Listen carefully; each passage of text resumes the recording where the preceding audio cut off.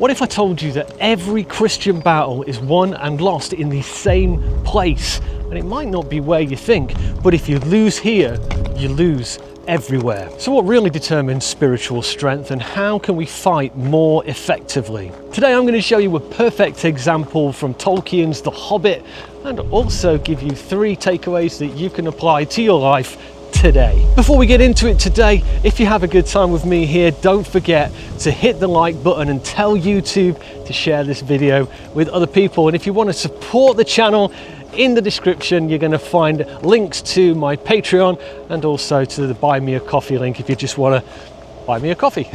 So as you might know if you've seen some of my other videos, I was 37 when I came to the faith, and I was at that time and still now married to an atheist who skirts with anti-theism as well. And that's what inspired me to make this video today. So after the initial spiritual high of conversion wore off and I was into the nuts and bolts of the Christian walk, there was a time when it kind of got a little bit rough. My wife sat me down and just kind of spoke to me as if I'd joined a cult. She actually said she thought I'd been brainwashed. She really didn't like Christianity, and she'd kind of said to me that she was basically embarrassed about me and my faith. And as you can imagine, that completely wrecked me at that point. I had to scramble to save my marriage, and to do that I completely cancelled the YouTube channel that I had. I was making other Christian videos a few years ago. I had to stop going to church and just really focus on my relationship with my wife and staying faithful to God, threading that needle for a period of about 12 to 18 months. It felt like at that time that the bottom had fallen out of my world, and I just don't have the words to explain to you the loneliness and the isolation that I was going through at that point, as I didn't have a Christian family to go to, and I'd kind of alienated my entire secular world. And there was many nights sat alone in the dark praying to God for comfort and help and guidance. No instant breakthrough was forthcoming, no miracle. It was just really me trying to be obedient. And that story came to mind when I was thinking about the nature of spiritual warfare and what everybody goes through in the Christian world. It's not all loud temptations and high stakes choices that we have to kind of make every day, is it? I feel like we miss this, that by the time that we get into the actual visible fight, we've already won or lost. If you think about the story of David and Goliath, David wasn't victorious because he was brave in a moment. That battle was won before the stone even left the sling. But why? Because David had trained and prepared for battle in the fields with the lions and the bears. God trained him in private, in trust and obedience. It's likely that David wrote many of the Psalms before he even met Goliath in the fields while tending to sheep.